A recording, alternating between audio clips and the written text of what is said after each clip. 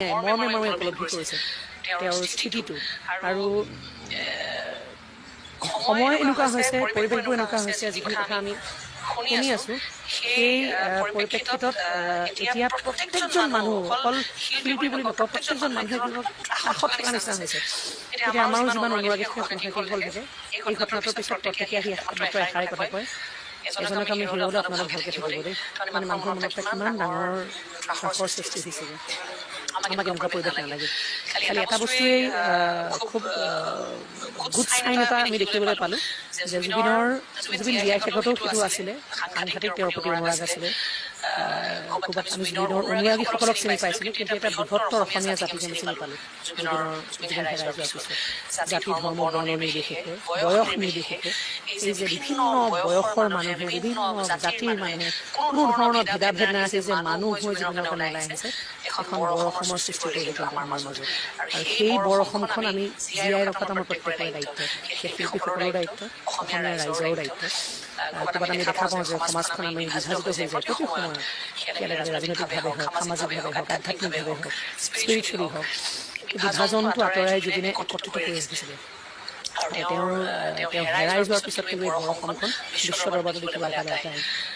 এইটোৱে বৰ ডাঙৰ কথা আছিলে আমাৰ কাৰণে জুবিনে আবাহন থিয়েটাৰক জুবিনে এটা খুব সুন্দৰ গীত উপহাৰ দি থৈ গৈছিলে বহুত গান দিছে অৱশ্যে জুবিনে তাৰ মাজত কিন্তু গান এটি গোৱা নাম মা সেই গীতটো চিৰযুগমীয়াটি গীত কিন্তু এতিয়াও আজিও শুনিলে মানুহৰ বুকু কঁপি যায় ইমান সুন্দৰ তেওঁ কণ্ঠলৈ গঢ়াইছিলে এই গীতটোত জুবিনৰ সোঁৱৰণত আমি এতিয়া ঈশ্বৰৰ ওচৰত প্ৰাৰ্থনা কৰিব পাৰোঁ যে তেওঁৰ আত্মাই সদ্গতি লাভ কৰক তেওঁৰ লগত যি অন্যায় হৈছে সেই অন্যায়ৰ বিচাৰ হওক অতি সোনকালে আৰু তেওঁৰ লগত যদি কোনোবাই ষড়যন্ত্ৰ কৰিছে সেই ষড়যন্ত্ৰৰ ফাদিল হওক অতি সোনকালে আৰু তেতিয়াহে চাগে তেওঁৰ আত্মাই শান্তি পাব অসমৰ মানুহৰ আত্মাই শান্তি পাব বুলি আমাৰ বিশ্বাস আৰু বাকী জুবিনৰ সৃষ্টিশীলতাক জীয়াই ৰখাটো সকলোৱে ৰাখিবই কাৰণ জুবিনৰ যিখিনি গান সেই গানসমূহতো মানুহৰ হাড়ে হিমজৰে প্ৰতিজন অসমীয়াৰ বুকুৱে বুকুৱে আছেই আমি ছ'চিয়েল মিডিয়াৰ যোগেদি দেখি আছোঁ বাতৰিৰ যোগেদি দেখি আছোঁ আৰু তেওঁলোকে ক্ষীপ্ৰতাৰে কাম কৰি আছোঁ বুলি কৈছে আৰু আইন ব্যৱস্থাৰ ওপৰত আমি আস্থা ৰাখিব লাগিব নহয় যিহেতু এটা চুপ্ৰিম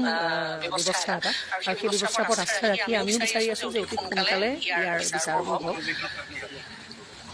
তেখেতলৈ এটাই আহ্বান যে জুবিনৰ নিচিনা এটা সম্পদ আমাৰ মাজত এনেকৈ হেৰাই যোৱাটো আচলতে খুব আমাৰ কাৰণে অকল্পনীয় আৰু